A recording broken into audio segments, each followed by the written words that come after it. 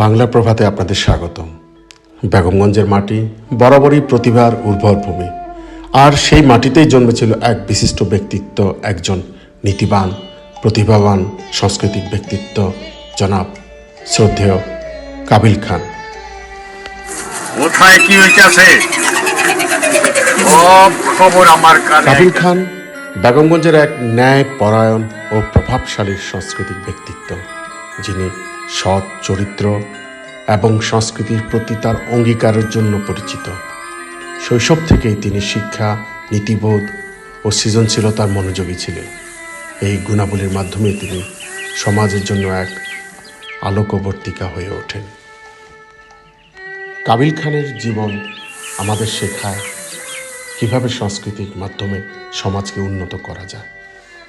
তার লেখা অজস্র কবিতা, নাটক, উপন্যাস সমাজের সুবিধাবঞ্চিত মানুষের কথা বলত। তিনি কালসাপ নাটকের মাধ্যমে জনপ্রিয় হয়ে ওঠেন। কালসাপ নাটকটি চাষি ভাইদের স্বাধীনতা পরবর্তী বঞ্চিত মানুষের কথা তিনি তুলে ধরেছিলেন। তার চক্রান্ত নাটকটিও অনেক জনপ্রিয় হয়ে ওঠে। কাছের দেওয়াল, দেশের মাটি, শহীদ মিনার, মুক্তির আলো, এক একটি নাটক মঞ্চায়ন করে তিনি একজন গবেষক ছিলেন। তিনি তার মেধা দিয়ে সমাজকে তুলে ধরার চেষ্টা করেছেন। তিনি শুধু একজন শিল্পী নন, তিনি ছিলেন একজন পথ প্রদর্শক। তার পরিচালিত নাটক এবং সাংস্কৃতিক আয়োজন মানুষের মনে অনুপ্রেরণা জাগিয়ে তুলেছিল।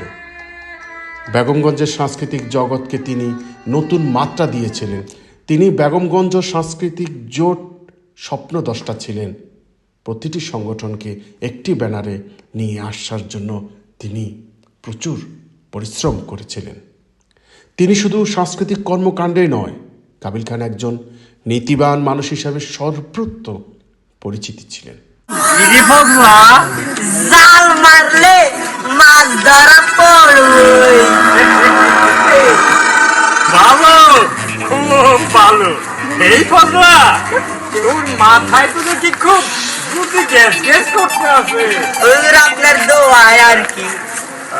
এই তো রহিম মাস্টার খবর কিছু রাখে।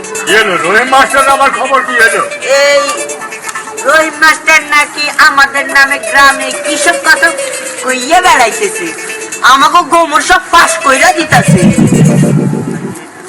কোথায় কি হইতাছে সব খবর আমার কানে। আজ আমরা এক মহান ব্যক্তিকে স্মরণ করছি, যিনি তার কর্ম ও চরিত্র দিয়ে আমাদের সবার জন্য দৃষ্টান্ত স্থাপন করেছেন।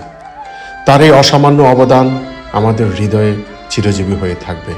আসুন আমরা সবাই মিলে আল্লাহর দরবারে দোয়া করি যেন তিনি কাবিল খানকে জান্নাতুল ফেরদৌসের উচ্চ মর্যাদা দান করেন। তার দেখানো পথে আমরা চলতে পারি, তাহলেই তার প্রতি আমাদের প্রকৃত শ্রদ্ধা নিবেদন হবে। আপনারা সবাই তার জন্য দোয়া করবেন। 24/10/2022 আমাদের এই ব্যক্তিত্ববান কাবিল খান না ফেরার দেশে পাড়ি জমান।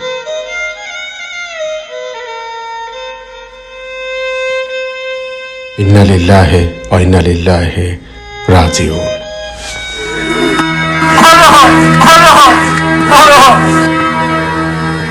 আমার যত খুশি না, আমি অন্যায় করছি।